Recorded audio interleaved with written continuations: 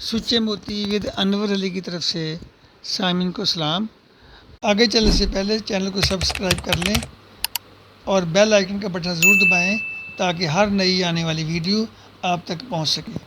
آج کی ویڈیو تحصیل سمندری کی صوبائی سیاسی شخصیات کے بارے میں ہے جو الیکشن 1970 سے لے کے 2024 تک مختلف اوقات میں صوبائی سطح پر تحصیل سمندری کی نمائندگی کرتی رہی ہیں۔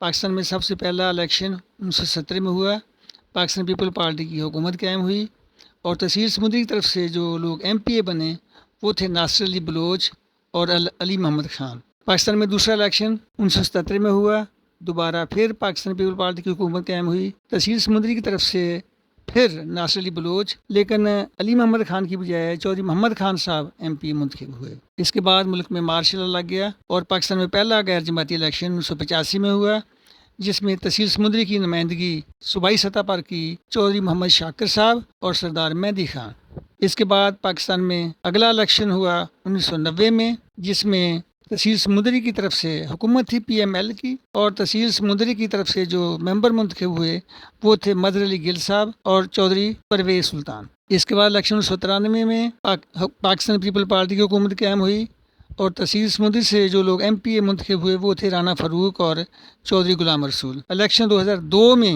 PMLQ کی حکومت قائم ہوئی اور تحصیل سمندری کی جو نمائندگی ہے وہ کی چودھری عارف محمود گل اور خالد محمود نبی نے۔ یہ دونوں حضرات MP منتخب ہوئے تحصیل سمندری سے۔ 2008 میں جو الیکشن ہوا اس میں سمندری سے جو شخصیات MP منتخب ہوئیں وہ تھی رو محمد کاشف رحیم اور چودھری عارف محمود گل۔ عارف محمود گل 2 دفعہ یہ ہو چکے ہیں۔ اس کے بعد الیکشن 2013 کا ہوا، اس میں حکومت بنی PMLN کی اور تحصیل سمندری سے جو لوگ منتخب ہوئے MPA وہ تھے رو کاشف رحیم اور عارف محمود گل۔ الیکشن 2018 میں حکومت تھی PTI کی، تحصیل سمندری سے عادل پرویز اور حافظ ممتاز صاحب MP منتخب ہوئے۔ حافظ ممتاز صاحب جو ہیں وہ صوبائی وزیر بھی رہے۔ اس کے بعد الیکشن 2024 میں تحصیل سمندری سے عارف محمود گل اور رو کاشف رحیم صوبائی اسمبلی کے ممبر منتخب ہوئے۔ والسلام۔